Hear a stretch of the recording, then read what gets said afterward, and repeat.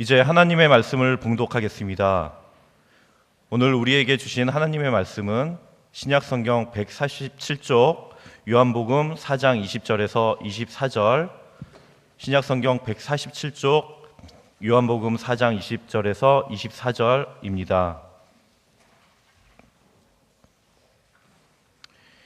이제 말씀을 봉독합니다. 하나님의 말씀을 경청하시기 바랍니다. 우리 조상들은 이 산에서 예배하였는데 당신들의 말은 예배할 곳이 예루살렘에 있다 하더이다. 예수께서 이르시되 여자여 내 말을 믿으라. 이 산에서도 말고 예루살렘에서도 말고 너희가 아버지께 예배할 때가 이르리라. 너희는 알지 못하는 것을 예배하고 우리는 아는 것을 예배하노니 이는 구원이 유대인에게서 남이라. 아버지께 참되게 예배하는 자들은 영과 진리로 예배할 때가 오나니 곧 이때라. 아버지께서는 자기에게 이렇게 예배하는 자들 찾으시니라. 하나님은 영이시니 예배하는 자가 영과 진리로 예배할지니라. 이스라엘 백성들이 광야 40년을 지나는 동안에 아주 중요한 사건이 몇 가지가 있었습니다. 그 중에 하나가 하나님의 집, 성막이 만들어지는 것입니다. 그 성막의 크기와 모양, 또 그 성막 안에서 사용되는 집기의 종류나 재질, 성막 안에서 행해지는 모든 일들과 그리고 지켜야 될 모든 일들, 하나에서 10가지 모세는 하나님께서 보여주시는 대로 그리고 하나님께서 말씀하시는 대로 그대로 성막을 만들었습니다. 그래서 역사상 최초로 하나님이 거하시는 하나님의 집이 완성된 것입니다. 물론 성막은 하나님 자신을 위해서 필요했던 집은 아닙니다. 그것은 이스라엘 백성들을 위해서 필요했기 때문에 하나님께서 만들어 주신 것입니다. 이스라엘 백성들이 사는 곳에는 언제나 그 중심 한복판에 성막이 있었습니다. 그래서 이스라엘 백성들은 하나님께서 언제나 자기들과 함께 계시는구나 하는 것을 눈으로 보고 확인할 수가 있었던 거예요. 어떻게 생각해 보면 하나님께서 정말 꼭 그렇게 하셔야만 하셨을까?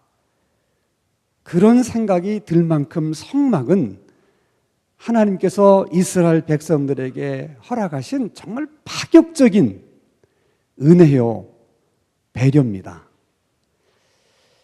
그로부터 많은 세월이 흘렀습니다. 어느 날 다윗 왕이 혼자 스스로 이런 생각을 했습니다.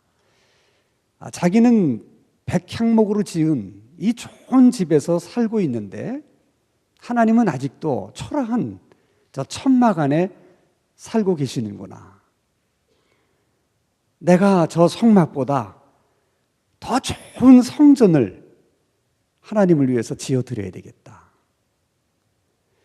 그동안 아무도 그 누구도 생각하지 못했던 그런 생각을 다윗이 한 거예요. 그래서 하나님은 다윗의 그 기특한 마음은 받으셨지만 그래도 다윗의 손으로 성전을 짓는 일은 거절하셨습니다. 왜냐하면 전쟁을 통해서 너무나 많은 피를 다윗의 손에 묻혔기 때문에 하나님께서 다윗이 성전을 짓는 일은 거절하신 것입니다. 그래서 결국 그의 아들 솔로몬이 하나님의 성전을 건축합니다. 이스라엘 역사 가운데 가장 번영했던 시절이 솔로몬 왕의 시절이었기 때문에 성전도 그 어떤 건물보다 웅장하고 화려하게 그렇게 건축이 됐습니다. 예루살렘 성전 때문에 예루살렘은 모든 이스라엘 백성들에게 있어서 정치, 경제, 사회, 문화의 중심지가 되었고 이스라엘 백성들에게는 하나님의 성전이 말 그대로 마음의 고향, 이게 정신의 지주 역할을 했습니다. 그들이 얼마나 성전을 사랑했는가.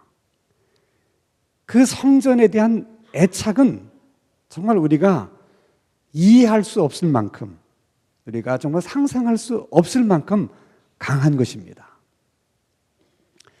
예를 들어 여러분, 유월절이라든지 초막절과 같은 절기가 되면 걸어서 올 수 있는 거리에서 살고 있는 모든 유태인 성인 남자들은 다 성전에 와서 절기를 지켰습니다. 그것을 최고의 영광으로 생각했어요. 그래서 그들뿐만 아니라 유태인들은 어디서 살고 있든 이런 유월절과 같은 절기를 예루살렘 성전에 가서 지켜보는 것이 그들의 가장 큰 꿈 중에 하나였습니다. 유태인에게 있어서 성전은 그런 것입니다. 그만큼 성전에 대한 애착이 있었어요. 자, 여러분, 예수님께서 공생의 3년 동안 유태인들에게 많은 미움을 받으세요. 근데 그 미움을 받는 이유가 여러 가지가 있지만은 그 중에서 가장 큰 이유는 예수님이 성전에 대해서 발언한 그 얘기 때문입니다. 예수님도 유월절에 성전에 가셨어요. 성전에 가서 보니까 많은 사람들이 소와 양과 비둘기를 팔고 있었고 또 돈을 바꿔주는 장사꾼들이 성전에 즐비하게 앉아 있었습니다. 화가 나신 예수님이 노끈으로 채찍을 만들어서 그들이 만든 상을 다 뒤엎으면서 채찍을 휘둘러서 그들을 다 내쫓으셨어요. 그러면서 예수님이 이렇게 말씀하십니다. 하나님의 집을 장사하는 집으로 만들지 말라. 그때 많은 유태인들이 예수님께 대들면서 이렇게 얘기합니다. 네가 뭔데 이렇게 우리에게 하느냐? 네가 이렇게 할 수 있는 뭔가가 너에게 있는 거냐? 있으면 그것을 우리에게 보여달라. 그때 예수님이 이렇게 말합니다. 너희가 이 성전을 헐라. 내가 사흘 안에 다시 성전을 건축하겠다. 이것은 물론 예수님께서 자기가 죽으신 뒤 3일 만에 부활하실 것을 그렇게 말씀하신 것인데 유태인들은 예수님이 성전을 모독한다고 생각했어요. 그래서 그들이 분노한 것입니다. 그래서 예수님을 고소할 때 예수님이 하신 이 말이 결정적인 증거가 됩니다. 예수님만 그런 게 아니에요. 사도행전에 보면 두 편의 유명한 설교가 기록되어 있습니다. 하나는 베드로의 설교고 다른 하나는 스데반 집사님의 설교입니다. 흥미로운 것은 베드로가 설교했을 때는 3,000명이 회개했는데 스데반이 설교했을 때는 사람들이 돌을 던져서 스데반을 죽여버렸어요. 왜 그랬을까? 역시 사도의 설교가 집사님의 설교보다 더 은혜롭고 더 설교를 잘했기 때문일까? 아니면 스데반 집사님이 눈치 없이 설교를 너무 길게 하는 바람에 사람들이 그렇게 한 것일까? 근데 두 편의 설교를 비교해 보면 베드로는 많은 얘기를 하지만 성전에 대해서는 한마디도 언급하지 않습니다. 근데 스데반 집사는 과감하게 성전에 대해서 얘기를 해요. 그러면서 솔로몬이 손으로 지은 그 집에 하나님이 계시지 않는다. 물론 스데반 집사님은 구약 성경을 인용해서 그렇게 말했지만 사람들은 스데반이 성전을 모독한다고 생각했어요.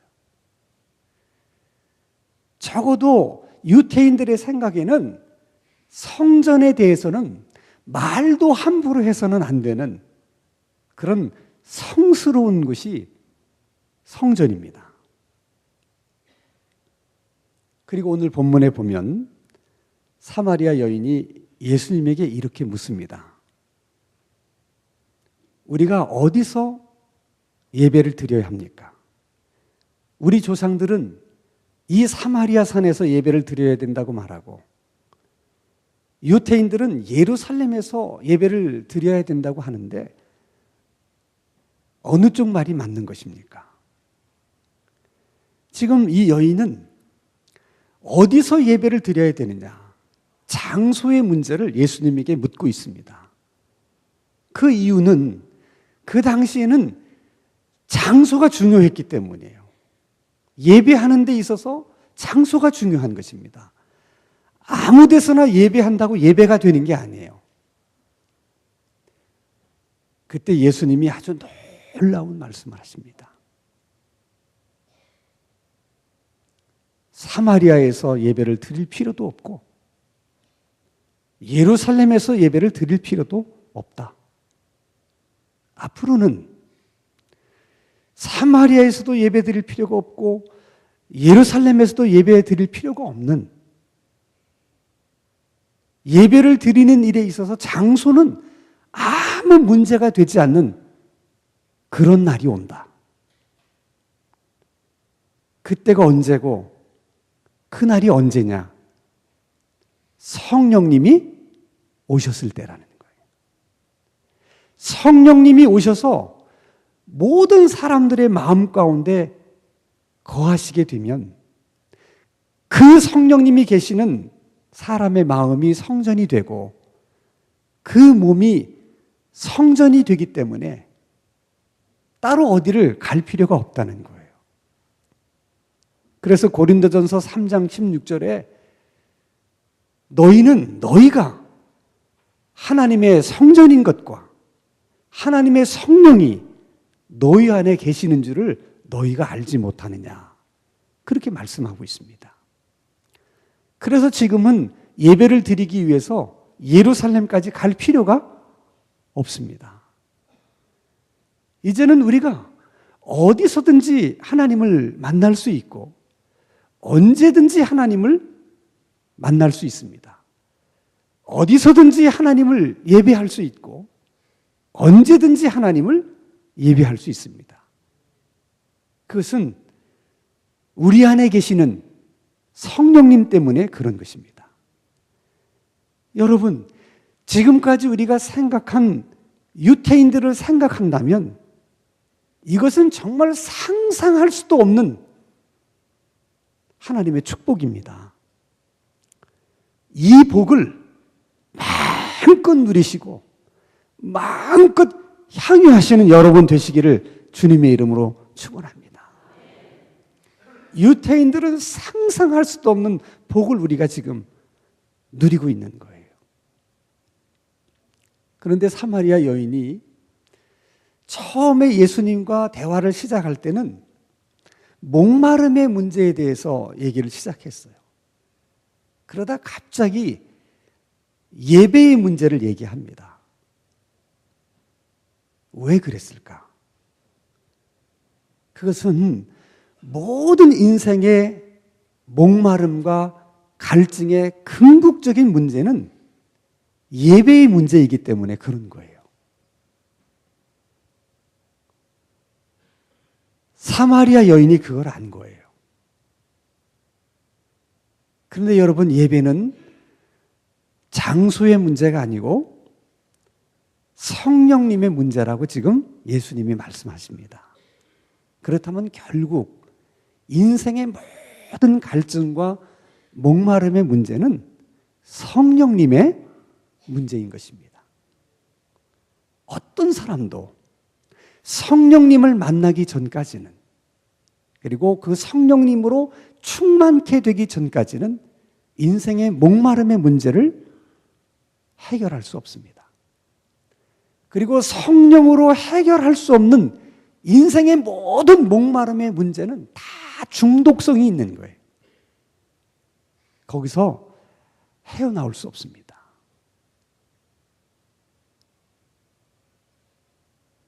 그 중독의 문제를 끊을 수 있는 것은 성령을 받을 때, 그리고 성령으로 충만할 때만 그 중독을 끊어낼 수가 있습니다. 우리 인생의 만족은 성령님에게 있는 것입니다. 우리 삶의 기쁨도 성령님에게 있습니다. 우리 삶의 행복도 성령님에게 있는 것입니다. 그 성령님이 우리 삶에 만족도 주시고 우리 삶에 기쁨도 주시고 우리 삶에 행복도 주시는 것입니다. 성령님만이 주실 수 있는 것입니다. 그래서 우리는 항상 성령님을 의식하고 그리고 항상 그 성령님을 의지하면서 살아야 돼요. 매 순간순간마다 그 성령님과 동행하는 예배의 삶을 살아야 됩니다. 그런 삶을 살아갈 수 있도록 늘 성령께서 우리를 충만케 해 주시도록 여러분 기도하십시오. 스데반이 돌에 맞아 죽으면서도 하나님, 저들의 죄를 저들에게 돌리지 마십시오. 이렇게 행복한 모습으로 죽을 수 있었던 것도 성령으로 충만해져 있었기 때문에 그런 것입니다. 여러분, 돌에 맞아 죽으면서도 행복하게 죽을 수가 있다면 이 세상에 무엇이 우리들에게 문제가 되겠습니까? 정말 성령으로 충만케 되면 우리가 어떤 상황과 어떤 환경 속에 있어도 행복할 수 있습니다. 성령님이 그렇게 행복을 느낄 수 있도록 그 성령님이 내가 행복할 수 있도록 그렇게 해 주시기 때문에 행복할 수 있는 것입니다. 다른 것에서 행복을 찾지 마시고 다른 것으로 인생의 목마름을 채우려고 하지 마시고 성령님으로 여러분의 인생의 목마름을 채우시고 성령님으로 우리의 인생이 행복해지게 되기를 바랍니다. 오늘도 여러분 그 성령님이 우리 안에 계시는데 우리 안에 계시는 그 성령님이 우리를 충만케 해주실 수 있도록 정말 열심히 소원하는 마음으로 기도할 수 있게 되기를 바랍니다.